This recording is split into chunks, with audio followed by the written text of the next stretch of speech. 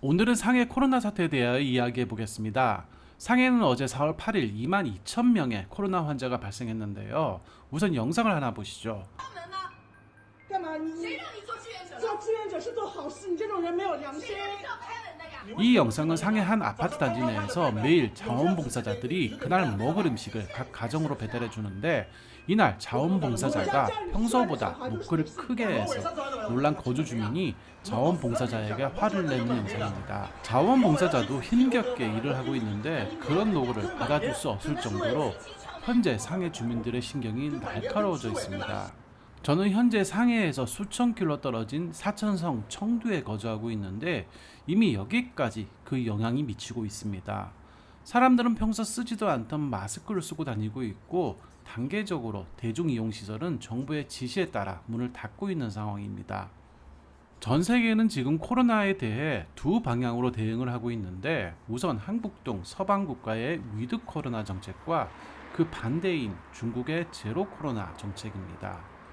위드 코로나 정책은 현재 전염성 강한 오미크론 바이러스에 대해 인류가 백기를 든 것이라면, 중국의 제로 코로나는 단 한 건의 코로나 바이러스도 허용치 않겠다는 결연한 의지를 나타내는 대책입니다. 위드 코로나의 경우 일단 전 국민의 상당수가 백신을 접종하였고, 코로나 감염에 대한 사망률이 그렇게 높지 않은 상황에서 더 이상 국민에게 2년 이상 끌고 온 방역 피로감을 줄 수 없다는 배경과 더 이상 경제를 포기할 수 없다는 절박한 상황에서 나온 대책입니다. 이에 대해 중국은 전 세계의 방역의 개념이 바뀌고 있는 이 시점에 아직도 제로 코로나 정책을 고수하고 있는데, 물론 이런 정책이 2020년, 2021년 효과를 발휘하여 전 세계가 코로나에 씨름할 때도 중국만은 국내외 봉쇄 정책으로 나름 효과를 보았습니다. 하지만 봉쇄 정책의 가장 큰 부작용은 바로 경제를 포기해야 된다는 것입니다.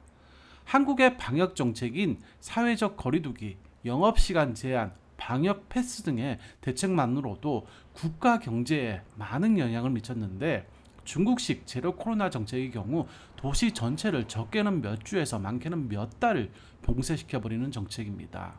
현재 봉쇄된 상해만 하더라도 테슬라 등 다국적 기업이 모여있는 도시로 그 경제 규모는 웬만한 국가의 경제 규모와 맞먹는 수준입니다.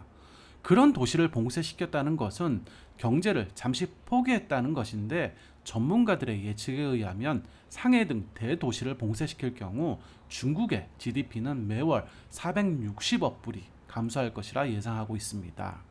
중국은 도대체 왜 경제까지 포기하면서 제로 코로나 정책을 아직도 고집하고 있을까요? 그 이유로 저는 현재 시진핑의 중요 관심은 경제가 아닌 올 10월 열리게 되는 중국 공산당 제20차 전국 대표회의에 있기 때문입니다.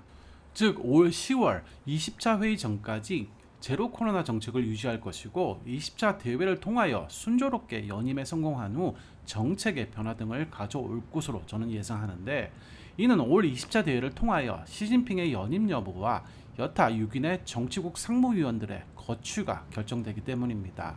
현재는 시진핑을 제외한 리커치앙 총리를 비롯해 대대적인 변화가 있을 것으로 보도되고 있는데요.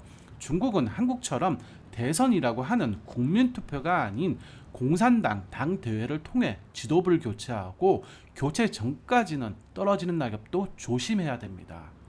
코로나가 급증하고 있는 현재 시진핑이 2020년부터 일관되게 주장하고 있는 제로 코로나 정책을 변경하여 자신의 권위를 떨어뜨리지는 않을 것으로 판단합니다. 연임을 결정하는 중요한 시기에 시진핑의 입장에서 코로나 정책에 변화를 주어 위드 코로나 정책으로 간다면, 그렇지 않아도 효과 없는 중국 백신 맞은 모든 중국 인민들에게 있어 오미크론의 전파력은 상상할 수 없을 정도일 것입니다.